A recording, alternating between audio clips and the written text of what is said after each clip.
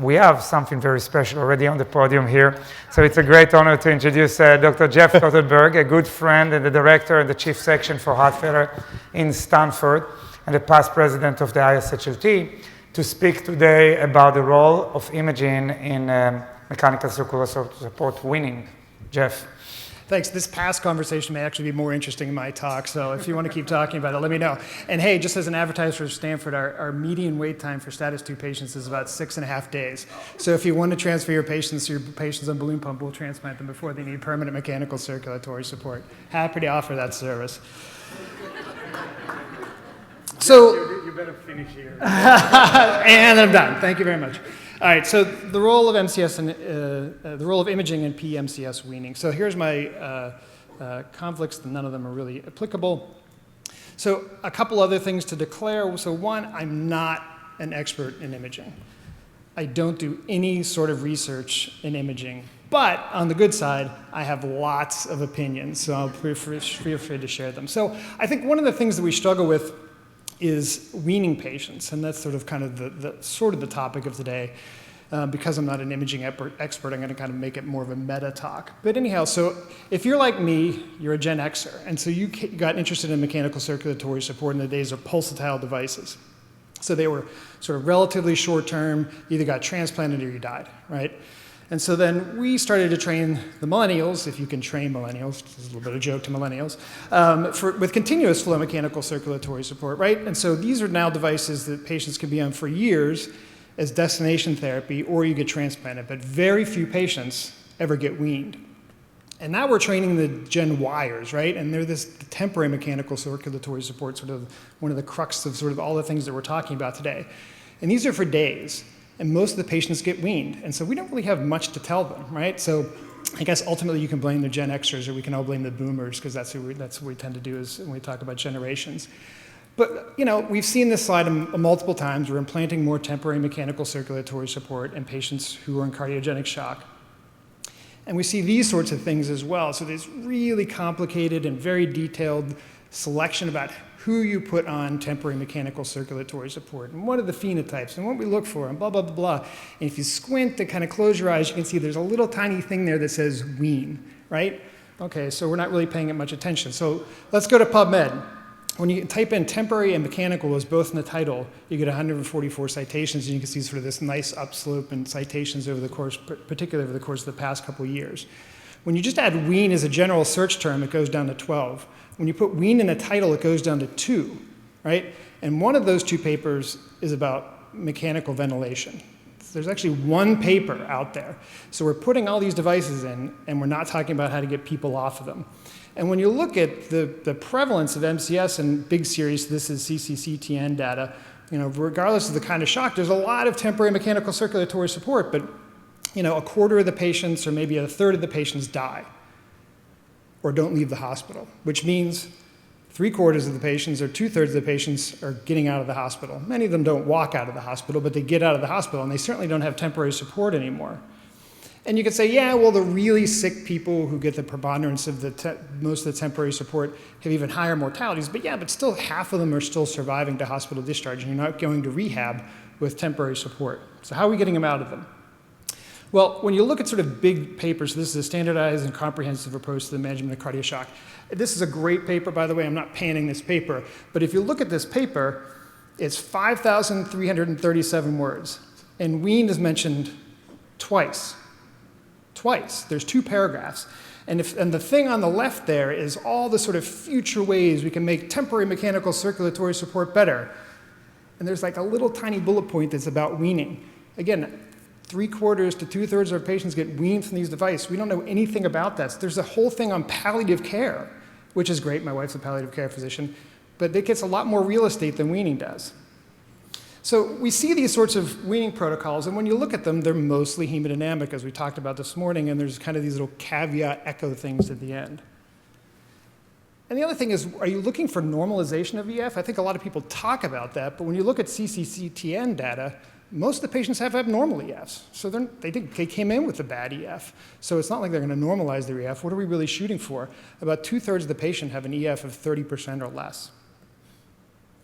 So everyone says, well, a picture's worth 1,000 words, right? So what if those 1,000 words suck, right? Or what if they go against everything else you're seeing and they lead you astray?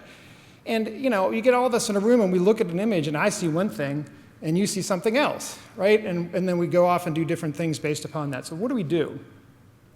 Well, I think when we're thinking about weaning, when you look at kind of the only paper out there that's temporary mechanical and weaning it that was recently published, I think Jerry had a hand in this, it's a lot of hemodynamics, as we talked about this morning. When you look at the things that are highlighted in red, those are agreed upon by 80 or 90% of the people in this survey. Now, there's only 35 people in the survey, so it's not a gigantic survey. But here's the things that we've been talking about this morning. Here's the echo parameters. None of them meet those criteria. The highest one is 56%, and that's looking for severe MR. So, I think we're not there yet. So, are echoes important? Sure, echoes are important. I'm not telling you not to get an echo as you're thinking about weaning patients. We see lots of important things. Severe MR, I think, is a reasonable one, or other severe valvular abnormalities that we wouldn't necessarily detect by hemodynamics alone. We see like gigantic aneurysms and things that may change our mind about sort of what's next for that person, or things like mechanical problems like a VSD, as we talked about in one of the sessions earlier today. So I got through my whole thing about imaging, and I showed you one picture with images in it. But again, I think that imaging isn't quite there yet. I think it's important, but it's an adjunct. And I think that as we move to shorter durations of support, patients are surviving and having these devices taken out. And I think it really behooves us to talk more about weaning. We just don't talk about it too much. And a lot of these patients come in with LV dysfunction, and if you're looking for normalization or improvement in their LV function, you're probably not going to see it, right? And so it also calls into question, so what are we shooting for? Are we shooting to get that person on 0 inotropes?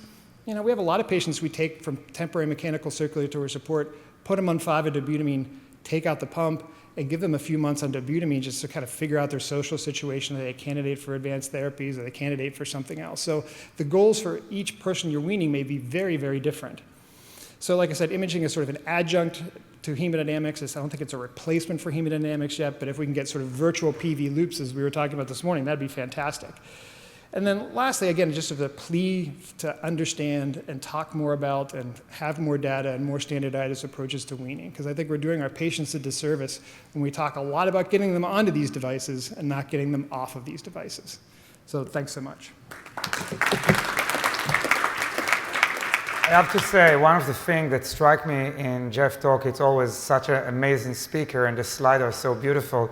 That you have the beautiful green grass of Stanford, it's all light, and then black slide, drama, okay? Yeah. So Jeff, it's always fascinating to see your slide deck and the psychology behind the slide deck itself. So Esther, I will pitch it to you. How do you win your temporary support? Because Jeff said, you know what? They argue if to put a swan or not to put a swan, but right now the imaging is on the back end. The most important is the hemodynamic, or you use the imaging.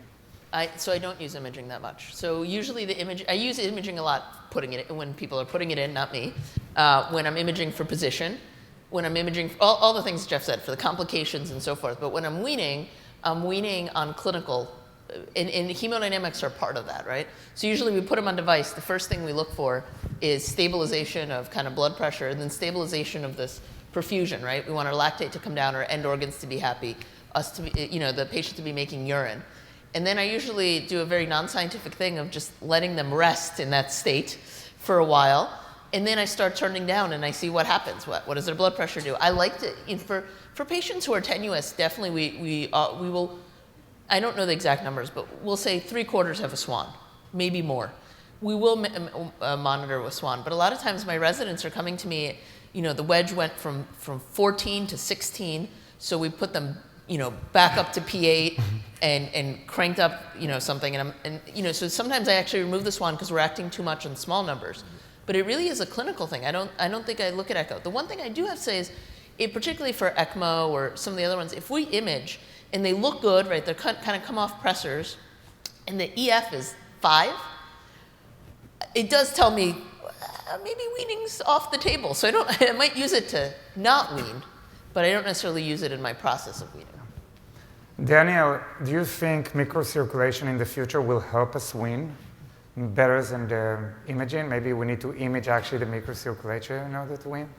Well, yes, but first I would use echo a lot in these kind of patients because not really looking at the ejection fraction itself, but much more on the outputs that can be generated, and the aortic VTI is really one of the key elements there.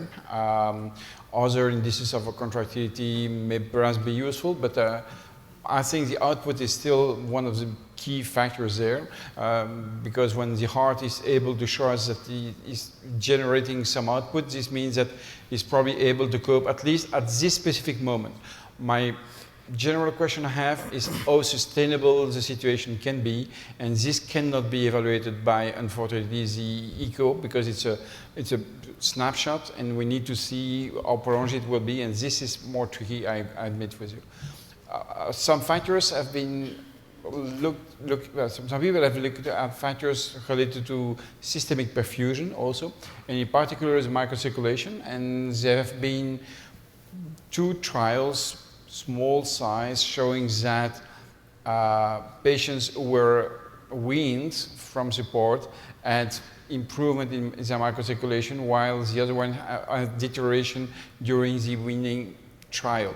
It's very small size trials, not randomized, so it's just observational. So it could be interesting. I don't know, but whether it will be translated in clinical practice.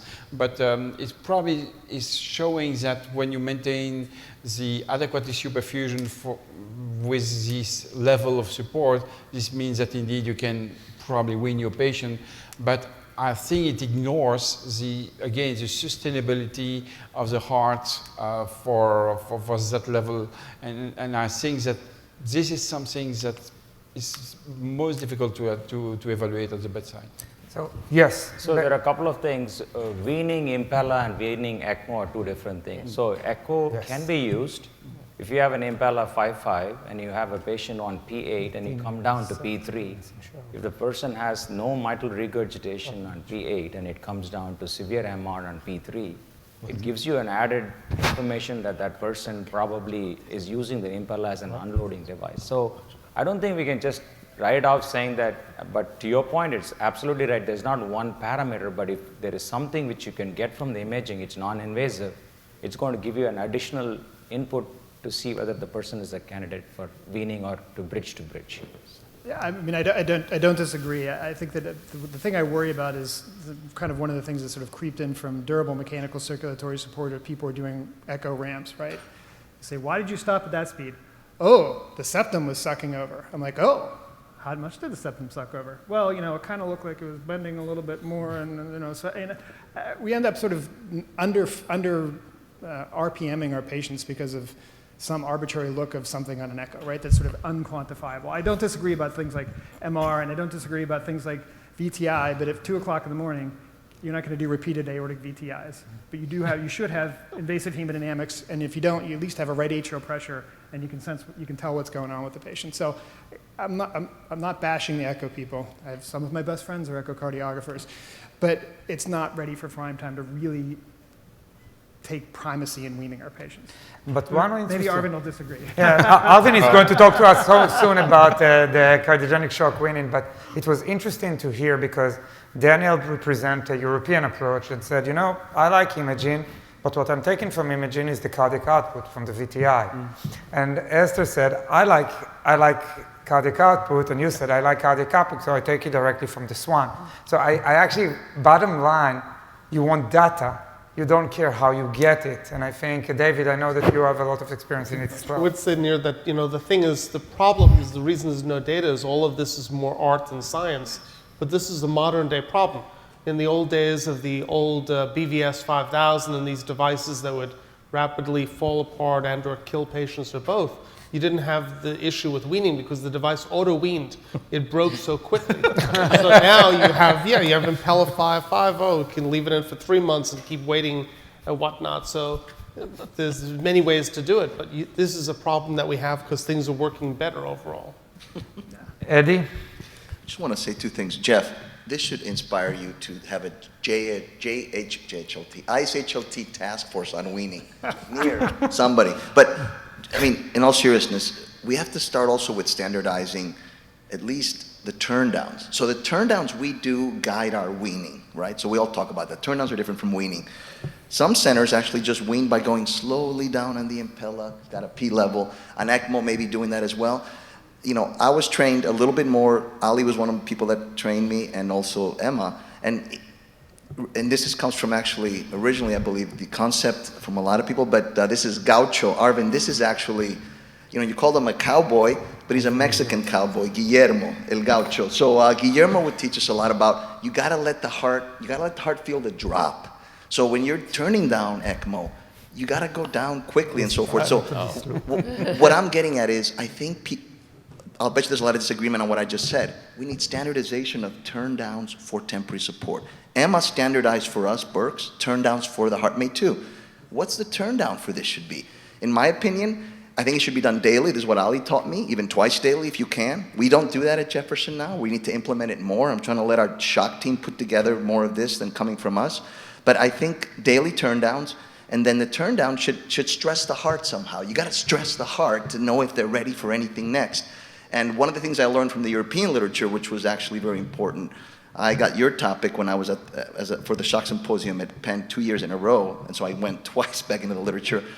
The Europeans have developed a nice weaning system with echo, and it's from La PTA, it's from different centers, but so that's why they do echo. But one of the things I did learn, which was great, is if you're trying to decide on the RV health, to Dr. Nathan's point, as far as like on ECMO, if you turn down and you see the LV shrink, which it should be coming plump, the RV is not going to work for LVAD. I learned that, and that was a great paper written by the team from Paris. But to your point, like weaning to what? Is it weaning to LVAD? And I'm just curious if you guys at Stanford are starting to standardize even that, because we have not done that yet. Yeah, I mean, I think our weans are still a little bit at the whim of who's there. So no, the short answer is no. We don't have a super standardized fashion of doing it. Well, thanks so much.